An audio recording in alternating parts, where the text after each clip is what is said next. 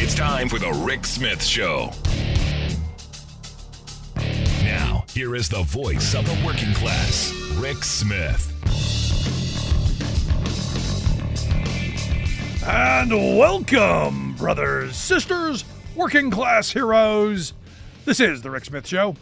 Thanks so much for being here. Today on the big program, lots to get to, lots to talk about. Guess what today is? It's election day. That's right. I hope you're registered, hope you're planning, hope you're getting there, hope you're casting the ballot. This is Citizen Day. This is you getting out there and deciding what kind of a country do you want. And, economically, there are two very different visions on the menu today. You've got the Trump vision of returning us to the 1880s, 1890s, putting Elon Musk in charge of, what was the thing that they wanted? The Department of Government Efficiency, so he can go in and slash and burn. And we know what his plan is, what Musk has said, his own words, was that we have to reduce spending to live within our means, and that necessarily involves some temporary hardship, but it will ensure long-term prosperity. Now, what he's saying is we're gonna tighten the belt even tighter on the working class. We're gonna make you working people suffer just a lot more, and you poor people, well, sorry, better luck next time. And what they're saying is, look, the pain that you're going to feel is purely intentional. They mean it. They want you to suffer. They want you to struggle. They want you to, they want your kids to go hungry. They're telling you that. Because, hey, we'd love to have those school lunch programs. We'd love to have those social programs that help the downtrodden and the poor while we're claiming to be a Christian nation. We'd love to have all that. Just can't. We're broke. We don't have any money. Now, there's the flip side, and this is where I saw this story with Bill Gates, who did a podcast episode with, I think her name's Kara Swisher, where he says, look, it's wild that we do have billionaires. This is a billionaire worth about $100 and some billion saying that, take 62% of what I have. He said the rich in this country should be paying more. I love the line that, quote, I've been disproportionately rewarded for the work that I've done, while many others who work just as hard struggle to get by. That's why he says he's for a tax system which, if you have more money, you pay higher taxes. It's what I've been saying for years. The bigger your shoulder, it goes back to the cave. The bigger your shoulder, the more water you carry. The more you get, the more that should be expected. And he says, I think the rich should pay more than they currently do. It makes sense. And yet somehow, we as working people look at this and go, no, we're okay with the billionaires. Or it seems that way. Now, I'm talking the collective we, not the individual we. I can't believe I have to keep saying this, but I always get one person, well, I'm not part of that. The we as a country. Just so we're on the same page. Now, you look at someone like Warren Buffett, another really rich guy who's giving money away, says, look, if corporate America would pay its taxes, if the top 100 or top 800 corporations in this country paid the federal taxes like Berkshire Hathaway does, no one would have to pay federal tax. No one would have to pay a dime. What was his quote? No one in the U.S. would have to pay a dime in taxes if the 800 largest companies in this country matched Berkshire Hathaway's federal tax payments. No other person in the U.S. would have to pay a dime. No income taxes, no social security taxes, no estate taxes. If corporate America paid its taxes, you go back to the old days of Eisenhower. You go, how did we afford college that you could work a minimum wage job and pay for with no debt? how did we afford health care, and how did we afford infrastructure, and how did we pay for our wars? How did we do all this stuff? Well, we taxed rich people, and we taxed corporations. Top marginal tax rate, 92%. Top corporate tax rate, 56%. Rich people paid taxes. Corporate America paid taxes. It was the patriotic thing to do, and yet now we've got a guy running for president who says he's smart for not paying taxes. And the weird thing is you got people who were supporting him going, yeah, he screwed over the government. Yeah, he got away with not paying anything, so I had to pay double. He's smart. What? And going to vote for them. That's the weird thing. Now, currently, again, you go back to sane, rational tax policy, of which we haven't had an honest discussion about in decades. When AOC suggested a 40% tax on people with wealth over $10 billion, people lost their minds. You're a tax and spend liberal. Yeah, I want to tax rich people and spend it on making working people's lives better. And you know what happens when you tax rich people at a higher rate? They don't like being taxed like that. So they use that money in a way that benefits society. Paying higher wages, investing in schools and putting their name on it, doing that like they used to. There is a way forward. And we're on election day where you can begin to make those decisions. Which way do we go? Which side are we on? The Elon Musk side of, working people, it's gonna get bad. But, it'll be better down the road for you, maybe. Or the idea that maybe we shouldn't have an Elon Musk. Maybe they shouldn't have the kind of outweighed, insane wealth that gives them the power to do the things that they do at the expense and the peril of everyone else. Maybe just a thought. But understand, if Trump and Musk get their way, working people in this country are screwed. Want to hear your thoughts? Email me, rick@thericksmithshow.com. I'm going to take a quick break. Right back.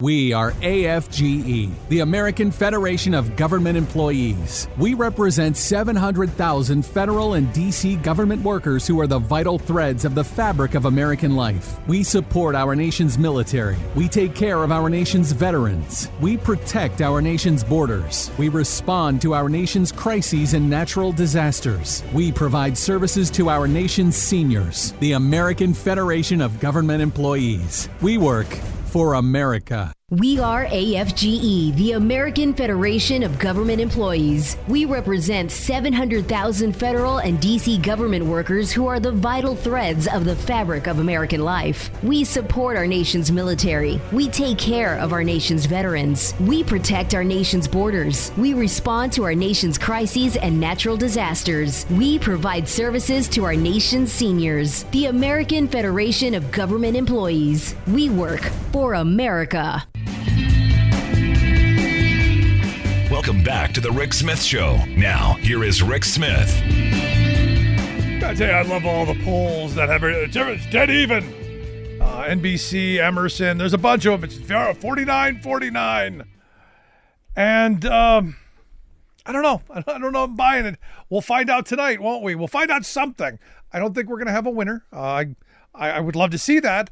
I'm hoping for a decisive decision one way or another. I tend to think Kamala Harris is going to win and potentially could be decisive. I don't know, but here to share some thoughts on where are we going, and what might come out of today's election. I've asked my good friend, former Ohio Congressman and political analyst Bob Ney to come share some thoughts. Bob, thanks for taking time for us. Well, thank you, Rick. You have run and been part of numerous campaigns. You've run these elections. What's the feel now in these campaigns? I mean, all the work's been done. It's over. Now we're just, waiting for the fat lady to sing, so to speak. Can I flip a coin on air? This has been an amazing series of events, put it that way, with the president, stepping out of the election, and it's history. Kamala Harris, and Trump and Puerto Ricans and garbage and you name it, it's been out there. Liz Cheney, firing squad circles, when I look at the end of this election, I'm almost, honestly, Rick, thinking, did Trump want to lose, or it wasn't the normal coming unglued? Elections have structures, as you know, at the end in particular. You have to keep it together. It's not done till it's done. And you're right, we're going to know, somewhat. I think we're going to know about the U.S. Senate. I do believe, that will happen tonight. We'll do that. I think it's going to go to the Republicans, maybe 52-48. The House is narrowly, I don't know the exact numbers, but the House is narrowly, not narrow, but they're going to pick up seats. The House is going to go Democrat, but they're not going to have an overwhelming majority. And I'm thinking, it's going to be Harris. Now, I'm going towards the 300 electoral votes. Okay. Where I'm leaning, but I'm looking at the blue wall. And when you started to see this weekend where, the Trump people and Trump himself, Pennsylvania, potential fraud, North Carolina, potential fraud, that's a warm up for internal polls show it too close. So I don't know how decisive I agree with you it's going to be. Plus, as I told people, even if certain states are announced, there still is certifications, ballots have to come in. There's different processes in different states. But I'm going to go with Harris, a Republican Senate, and a Democrat House. Yeah, I'm with you. I'm sadly on all of this. What we don't have is a governing majority, which means that nothing's going to get done for at least 2 years until we have to have another election. But I don't know about the kind of vote, because I think there's a lot of unknowns, even with all of the insane polling that we've had. Because you look at the poll that just came out of Iowa recently, that shows that Iowa's in play, which is weird, given the fact that it has not been for a while. And I think there's some unknowns in this election that we haven't really focused a lot on. And I've talked about numerous times. I don't know that you're going to not see a bunch of women coming out of the woodwork, casting ballots that nobody expected. Well, I think a couple of things about Iowa, which we saw announced, on Sunday about Iowa, and now it's being, analyzed on Monday. And what is it? It's an outlier, what they call an outlier poll, out in the peripheral areas. But I think that, Trump will win Iowa. Sure. But here's the point of the Iowa poll, though, which you were just alluding to. There's something going on there. And I think, frankly, it's, younger women, younger Republican women, and a certain percentage of Republicans that were going for Harris. Now, again, Trump will win Iowa, but there's something going on that makes a weird standout poll like that all of a sudden. There's something in the process. And I really believe at the end of all of this, and, all the states are in and 2 weeks have passed and everybody's got a chance to analyze, I think that they'll look at this and see, seriously, a piece of this came into play and a piece of that, and Trump picked up a certain percentage of the African-American. Harris picked up more percentage of Republicans than Biden was picking up. I think you're going to see pieces all come together on this for different reasons. Whether it's the Israel-Gaza thing and how that affects candidates, because there's a lot of Jewish supporters that the stats are showing are going for Harris. And then in Michigan, you had an Arab Muslim American who came out for Trump. I mean, a lot of weird dynamics, Rick. And I think pieces are all coming together in almost a collision. So are you predicting a political realignment of sorts? Well, I think that this is interesting. I think it's more of a political up for grabs now. Used to be Latinos for Democrats. Used to be African Americans, overwhelming in the 90-some percentile for Democrats. Used to be women. A lot of women were with Republicans. I think a lot of those dynamics of those groups are changing, but I don't want to just limit it to groups. The Indian Americans, the Asian Americans, people are being spread out politically, and there's just, people up for grabs for a lot of different reasons in this country. And so I'm not sure any of the standard dynamics of this group and that group is going to hold as much anymore. I think it's starting to change. I really do, in America. Yeah, but I'm looking at this, and look, I wasn't the biggest Kamala Harris fan when she was running for president. She wasn't on my short list. Right. I think she has run a very good campaign. I think the convention was very well done. I think her message of unity and being a president for everyone, as she has reiterated time and time again, I think she's made some very good positive steps. I think she could be someone who brings a good majority of the country together. But I look at that and I go, the flip side is Donald Trump, who has really torn this country apart in ways that I don't know that we put back together under his tutelage. But I just want to make the country sane again. I'm tired of the whining. I'm tired of the poor sportsmanship that I see in everything. I look at Trump's closing argument, and it's all grievance. Well, it's always been about Donald Trump. But here's what I reflect on with both candidates, and I did with Biden and Trump. I had said a long time ago, if Biden dropped out, which I honestly thought he would in February, I really did. I thought he would drop out in February. Things I heard in Washington from friends on the Democrat side, I thought he would leave in February. And if he left in February, I felt Trump would leave too, because the numbers would change. There'd be other candidates, other issues. But that didn't happen. Biden left late, and obviously Trump was in the race and not to be leaving. And I never had a lot of hopes for Harris for a lot of reasons. She had some of the worst numbers in the history of vice presidents, et cetera, et cetera. All right. But the dynamics changed. The times changed. She got with it. The convention, went well, as you said. But here's what I've told both sides, which they get angry at me. Neither one at this point in time has the shock and awe candidate, I call it. Right. If Trump was actually, and I know he's got a lot of solid supporters, that too.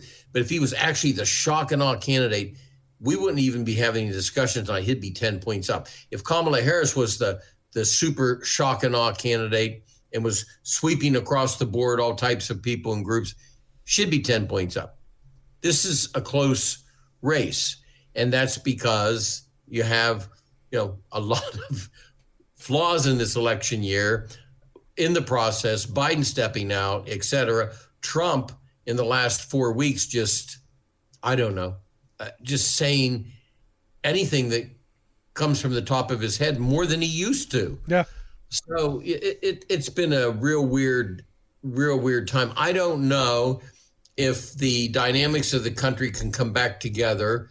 The one thing that Trump said this past weekend that it amazed me when you go this far with it, to say that, well, if Reagan came back from the dead, only 200 people would show up to see him. And I'm thinking, when it gets to that point, because no matter what anybody would say about Ronald Reagan never made himself the litmus test to be a Republican. Never. And that's all changed. There's litmus tests now, No, look, I didn't agree with Reagan on policy, but I never questioned his love for the country or any of that. Mm-hmm. I do have serious doubts about Donald Trump.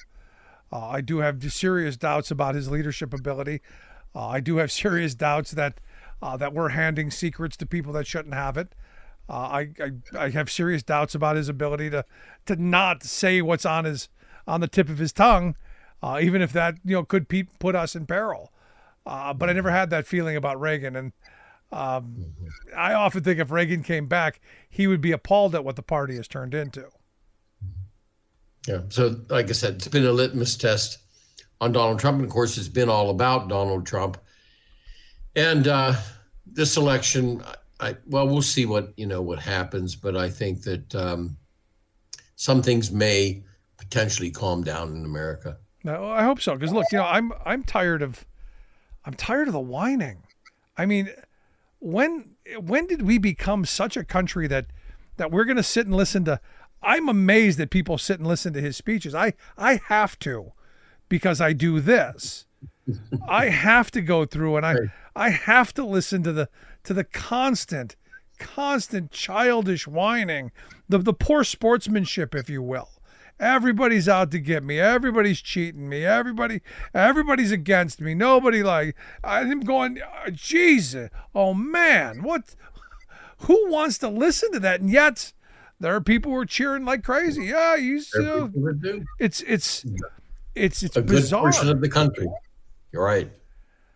So for me, I want to get back to talking about how we're going to make lives better, because in none of this, and this is my problem with this whole election cycle, in none of this is Trump or the Republicans coming around saying, this is how we're going to make your lives better. This is how we're going to lower inflation. This is how we're going to create better jobs. I don't see these plans. I know Harris has got them, probably too, much like Hillary Clinton, too many plans. But Trump, there's concepts of a plan.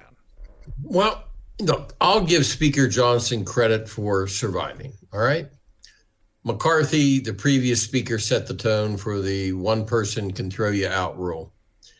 But just dovetailing on the point you said about, what you want to hear about, et cetera. Let's stop and think for a second. When you think of the Republican House the last 2 years, what do you think of? Speaker battle, new candidate, doesn't come to fruition, doesn't even get to be a candidate. Another one steps forward. That one's finished. Circular firing squad. Marjorie Taylor, 3 names is after the Republicans. I mean, just think about it. That's what you think when you think about the Republicans. So if the Democrats take control, they have to, I think, in order to gain some national favor that transcends, that picks up independence, that Republicans at least say, well, okay, they have to have, and I'm sure they'll have a situation back to policy. I can't imagine they would do what the Republicans have done the last 2 years of the circular firing squad. No, they're going to come out with some solid pieces of legislation that are going to die in the Senate, which again is, the question becomes in the first year, which is all Harris is going to really get. Does anything get done? Will the Republicans in the Senate, will they do anything if they can control the Senate? This is why I wish we would pick a side, pick a direction. Gridlock is not a direction. Mm-hmm. Well, I mean, I served at a time and you had the Gingrich, Clinton, the bomb throwing, et cetera, by Gingrich, as they said. But you had 5 balanced budgets, if my memory serves me right. Working for Human Services program was out there. Glass-Steagall, a lot of people don't like it, but Clinton wanted Glass-Steagall changes in the financial community, and then they did something I really didn't like, which was the trade agreement with China. But my point is, you had a 2-party system that some issues really got rolled to the forefront. I never thought I would say that it was a more quiet time, because at that time I thought it was not so quiet, but compared to today, it was. Yeah, I'm worried because that kind of getting work done scares me, because I know you were part of all it. I know you're proud of that time, and I know the Contract Out America was your baby, but a lot of it was not great. Yeah, but I fought with Bernie Sanders and Dennis Kucinich and other Republicans to try to kill the China deal. Right. That I did. No, we were lockstep on that. And look, no more trade deals, I hope, for a while. or no more bad ones. So last line of questioning I got. So let's get to the nitty gritty. You said 52-48 in the Senate. Democrats going to take the House. Who and when do we know for the White House? I think it's going to be speculatively known Harris. Officially, it'll take a few days, but I think when I say speculatively known, enough of the states. I think that's where most people are. So the big question is, will there, and this, I can't believe we're going to ask this, but will there be violence, and where do you think that's going to happen? I don't think, number one, that you will see anything near what you saw at the Capitol, by the way, right, when the Electoral College came. I don't think that's going to happen. Not only because this time they'll be smart and surrounded with the National Guard, but I just don't think it's going to brew up.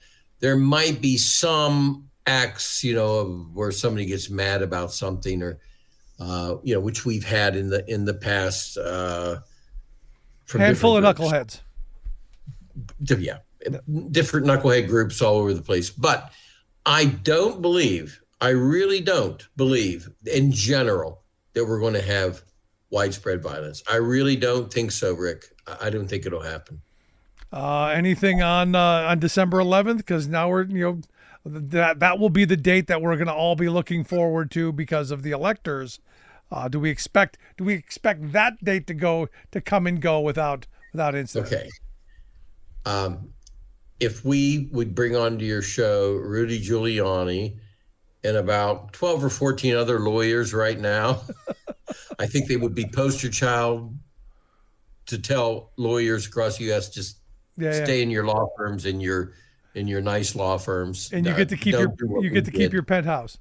Get to keep your penthouse. I mean, look, they really went after Rudy. I mean, things he inherited from his dad, but look how many lawyers have been, doing plea deals, have been disbarred. What happened to Giuliani? I just don't even think you're going to see the legal community even try to get together to do anything. There you go. No more Sidney Powells. Is that what you're telling me? No more Sidneys, no more Rudys, no more Linwoods. Yeah, I think everybody's just going to be very, very quiet. And, all right. We will see. Bob, as always. Money versus losing money. As always, I look forward to seeing how these predictions work out, and thanks so much for your time. Thank you. Thank you, Rick. Good stuff. Our good friend Bob Ney. Want to hear your thoughts. You still got a little time to weigh in because today's the day, folks. Want to hear your thoughts. Rick at thericksmithshow.com. Quick break. Right back.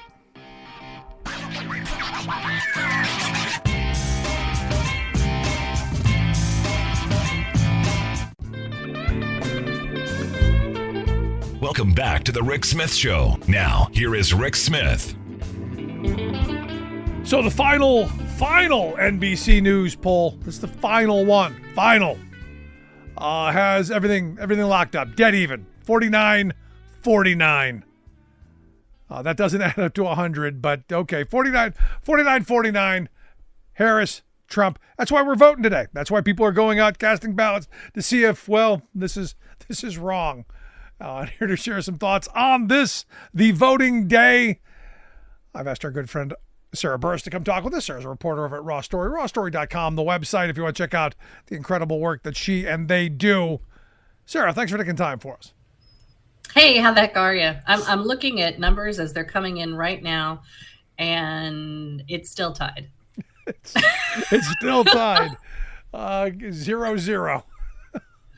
But I look at this and you go, how, given this election cycle, how, given the fact that Trump has literally done every crazy thing you could possibly imagine, well, almost everything crazy, and his speeches just keep getting weirder, how is this still even a race? That is the question I feel like I everybody wants to ask and everyone wants to talk about. And I think the best answer that I have heard came from Matt Dowd last week, where he said, I don't think that it's tied in, or I don't think it's necessarily that they're dead even. It's that some people are more motivated to vote than others. And the difference is the polling models where people are more motivated to vote. It tends to benefit Harris. And I think that's the other thing that you're seeing in the Iowa poll that popped over the weekend, where everybody was like, holy cats, what happened there? Where all of a sudden Kamala Harris was 3 points ahead. And what the pollster found, which is super fascinating to me, is it's not that people switched votes from Trump to Harris. It's that it motivated the electorate to change. So more people are coming out, which meant that there is a higher chance of Harris winning. And I think that's I think that's maybe how elections are going to go in the future. It really is just a turnout mechanism, and it's going to be about, who gets the country excited and who terrifies the country. Because to your point, I think that's what happened in 2016. I think Trump, excited a certain population. I think my family, for instance, who otherwise known as the basket of deplorables, they never voted. Like, always racist, always homophobic, always misogynistic. That's just it's the era in which they were raised. It's the community in which they were in, but it never motivated them to vote. Never registered to vote. Never bothered. He touched a nerve that spoke to them. He was going to bring back Brook Park Avenue and all the union jobs that were there. He was going to bring back the prosperity of the golden age of manufacturing in this country, which they remember and pine for, because life has not been as good as it should have been, or as it was during those days of our manufacturing dominance. So when he talked about, we're going to reshore manufacturing, we're going to build stuff, we're going to make America great again by making stuff, that's what they came out for. And they were the unpolled, they were the unnoticed, and that's why I think he won a number of votes. And I think you're right. I think now we're looking at potentially a lot of women who were maybe not interested going, what? I got less rights than my mother. My daughter's got less rights than I had. No, this can't stand. Well, I think too, there's a piece of this where I think polling models are looking specifically into the voting electorate within the context of 2016, 2022, and 2020, and those don't make sense. Right. For the exact reason that you mentioned, where we've got this Roe thing, and women are coming out in droves. And I think that you're right in that it's motivated a lot of people, but I think it's motivated them in such a way that it's completely changed the electorate. And so I look at these polls and I'm like, I don't know how you accurately account for that. Yeah, but here's the other thing. It seemed like, here's the other question I have for you. The polls, this NBC poll is 49-49. I'm going to guarantee Harris wins by 7 million, possibly 10 million votes. How could it be 49-49 when she's going to win the popular vote by a lot? True. I think that, when it comes to national polls, I've been saying this for months, where it's like, this is a waste of our time. I don't know why media actually polls stuff like that anymore, because that's not the way our election system works. If we were in a country that had, that decided its leader based on the popular vote, then these national polls would matter, but these don't.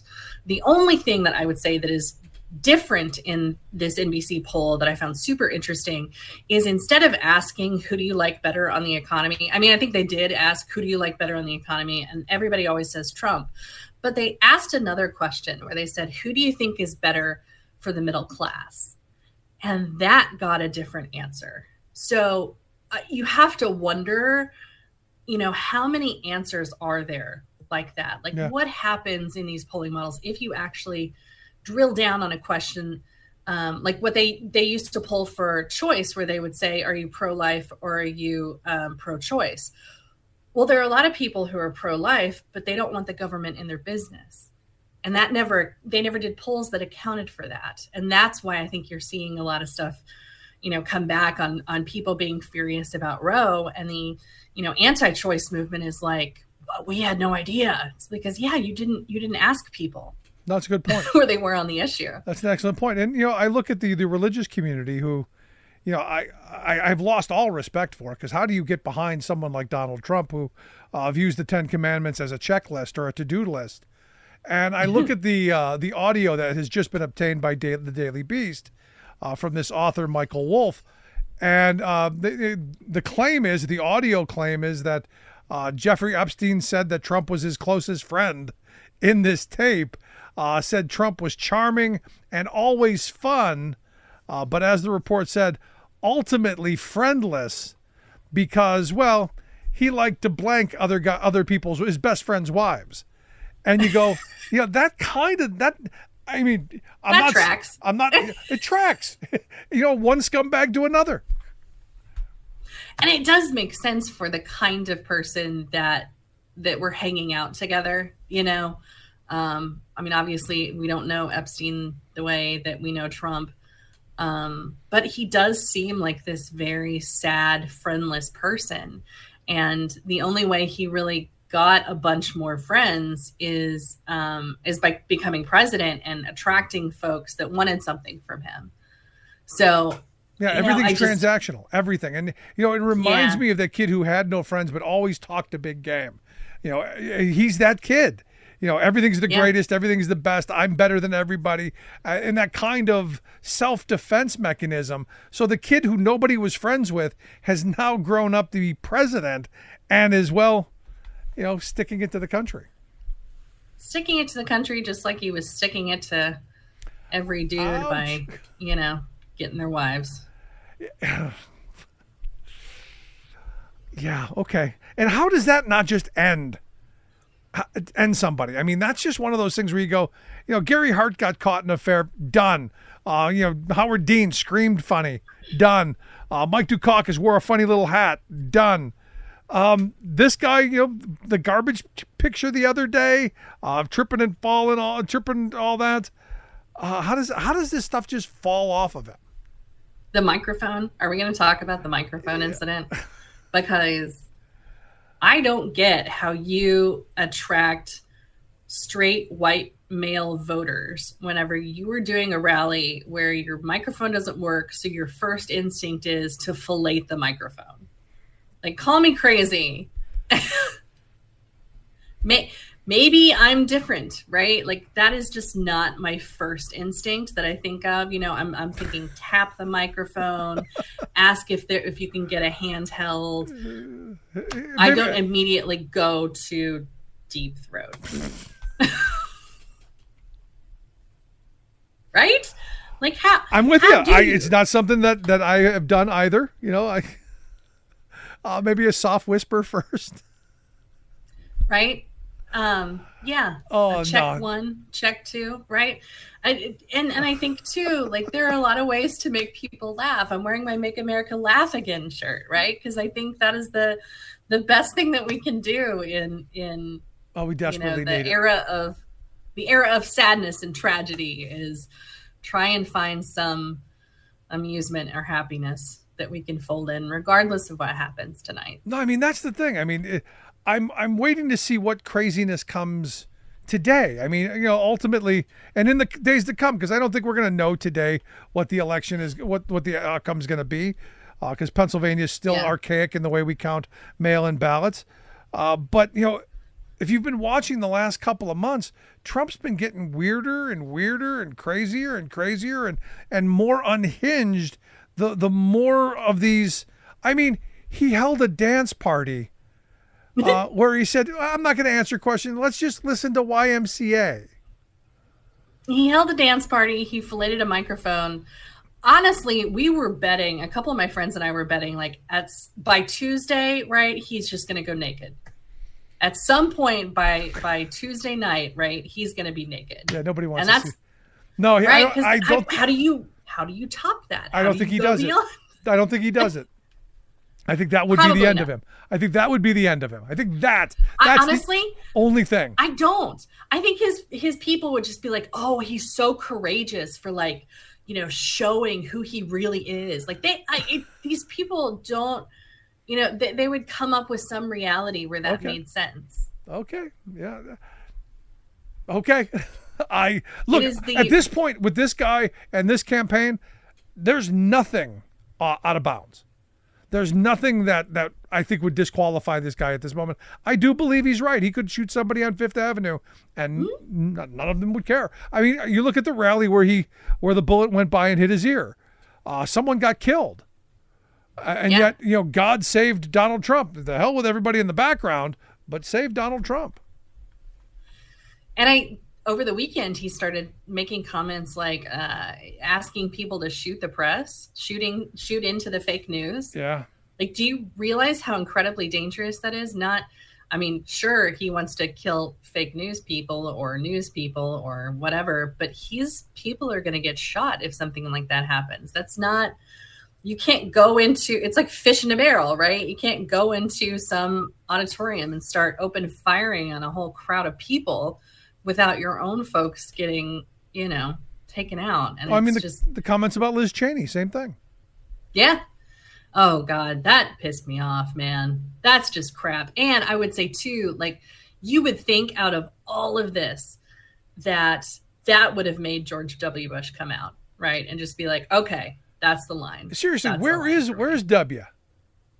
Right? Like, that blows my mind. And Nicole Wallace, bless her, has been the real one who's stepping up and asking that question and really forcing his office to give answers on it. Like, she was calling his office asking, is this going to make you get off the sidelines?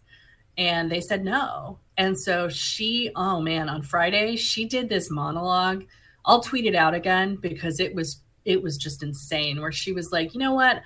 I'm going to show you some videos of all of the times that you talked about freedom and liberty and America, and maybe ruminate on this and think about what that then means to you whenever you're talking about the child of your VP and the guy who's leading your party is talking about training 9 guns at her face.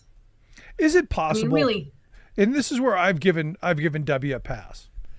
Is it possible he realizes he's not relevant in any way, shape, or form, and that no matter what he does, nobody cares?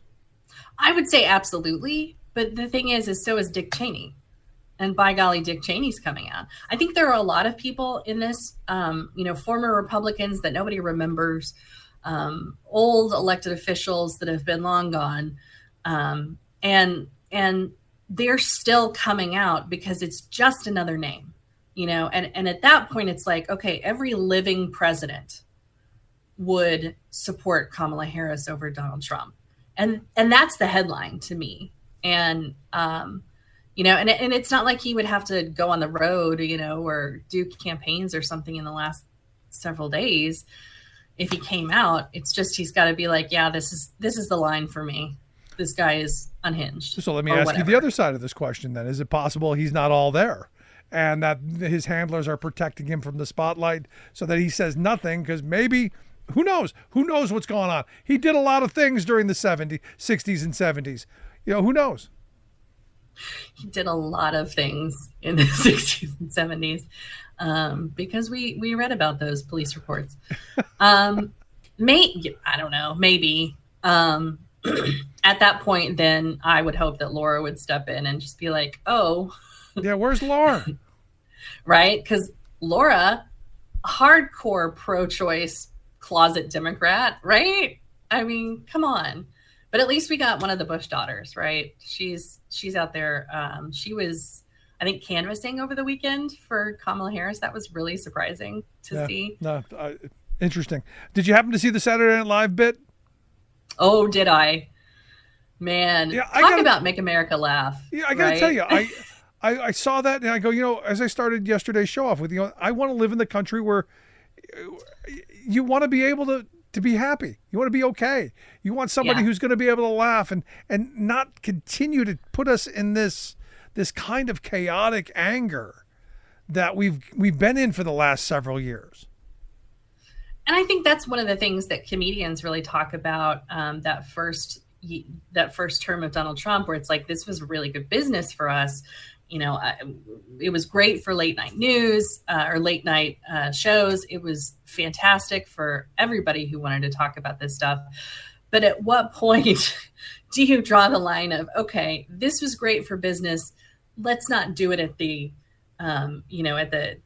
so that the country is going to fall, but we'll make money off of it. Right. And I think that's been nice to see comedians embrace the idea of democracy over humor.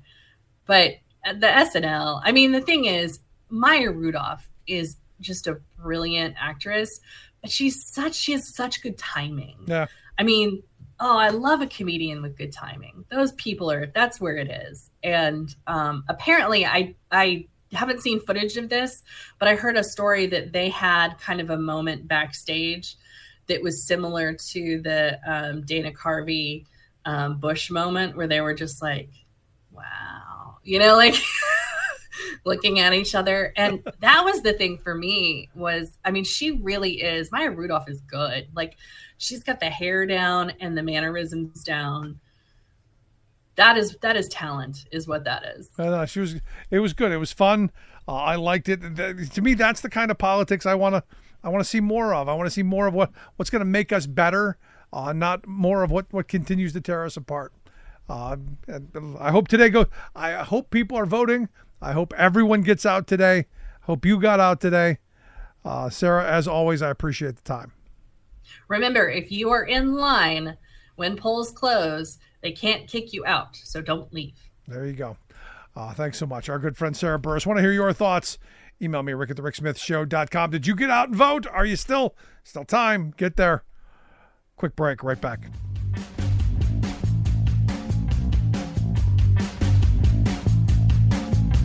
I'm Rick Smith, and this is Labor History in 2.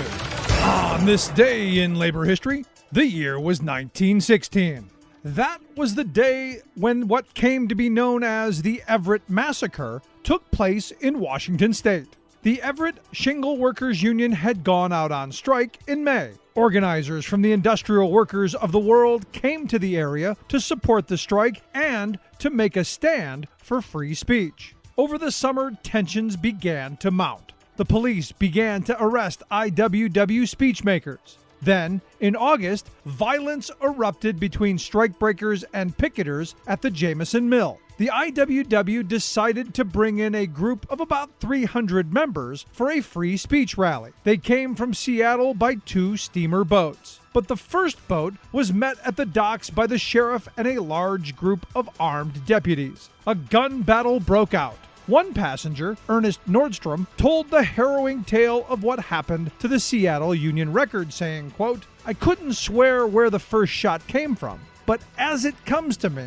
I thought the first shot was a warning shot not to go ashore. After that, there were shots, gee whiz, all kinds of shots. And when they commenced, all ran to the other side, and the boat began to tip. The passengers avoided capsizing the boat and turned around to flee back to Seattle. At least 5 IWW members on board were killed, along with 2 of the deputies. After the violence, the Shingle Workers Union called off their strike. 74 IWW members were arrested, but only 1 stood trial. None were convicted.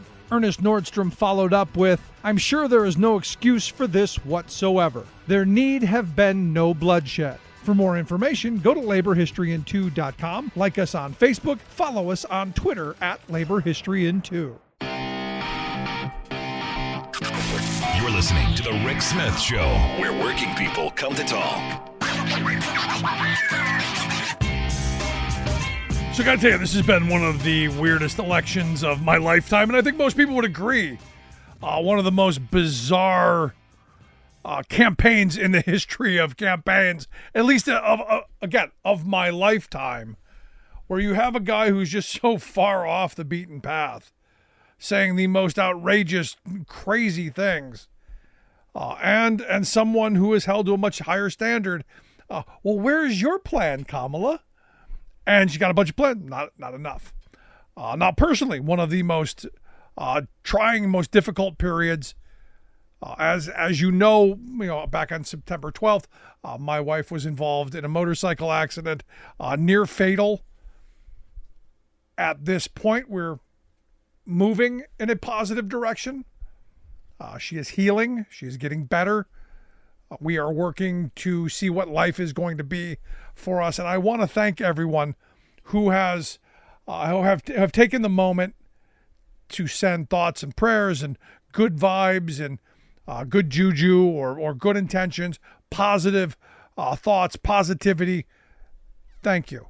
This has been a rough period for us. And while I still hold in on this election and my mind here still somewhere else. So it's been a difficult period. And in the coming years, this period has, again, as a lot of things that we talk about on this show, this time has affected me in a way that I see things that I think need to be changed. Our healthcare system, while the most expensive in the world, still leaves the vulnerable, still leaves many of us in positions of peril. And as I've been saying privately to friends, I've been very fortunate that our family was in a financial position that we're not, a paycheck, 2 paychecks, 5 paychecks away from financial ruin. That our health care is very good, thanks to my Teamsters union, who fights for and negotiates the best health care benefits possible. Thanks to a union contract and and to laws that help, and to our family. But the thing that's most heartbreaking is we spend a lot of time in hospitals, and we see patients who are alone and vulnerable. We see a system of overworked, understaffed, underpaid people who are taking care of our most vulnerable. We see a system where there are too many layers of bureaucracy, where communications is very difficult. And we can fix these things. Again, this is what I wish we were talking about. I wish we weren't talking about Donald Trump performing fellatio on a microphone.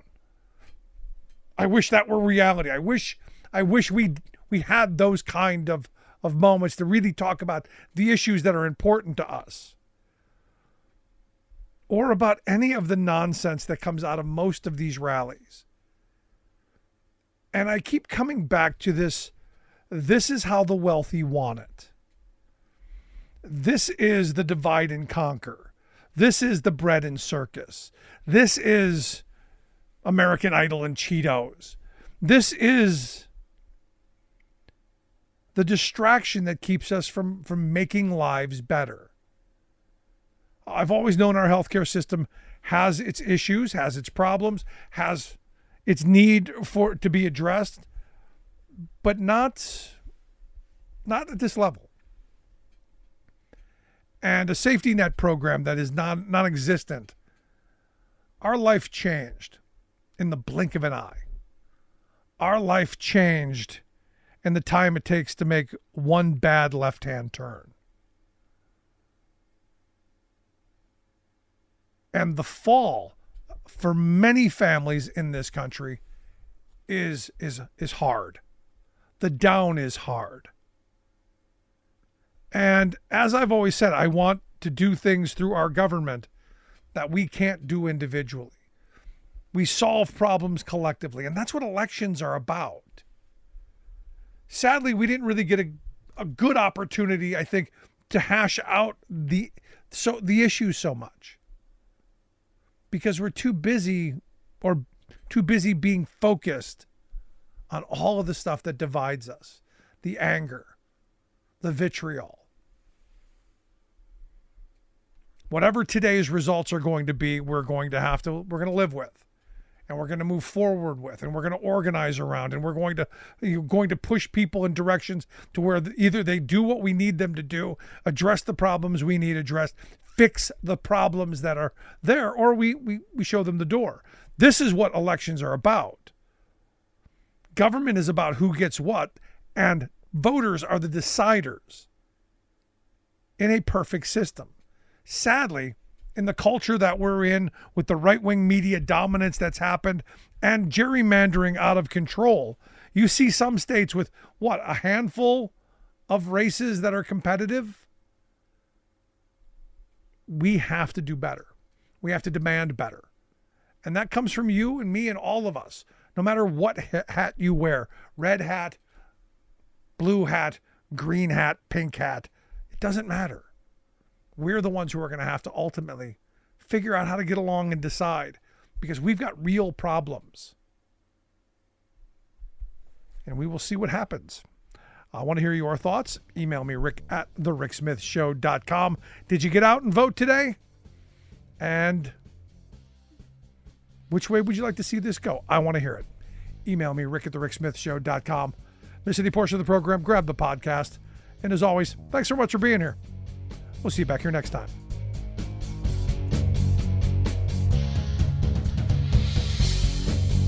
You've been listening to The Rick Smith Show. Email Rick at rick@thericksmithshow.com. Until next time, this has been The Rick Smith Show, where working people come to talk.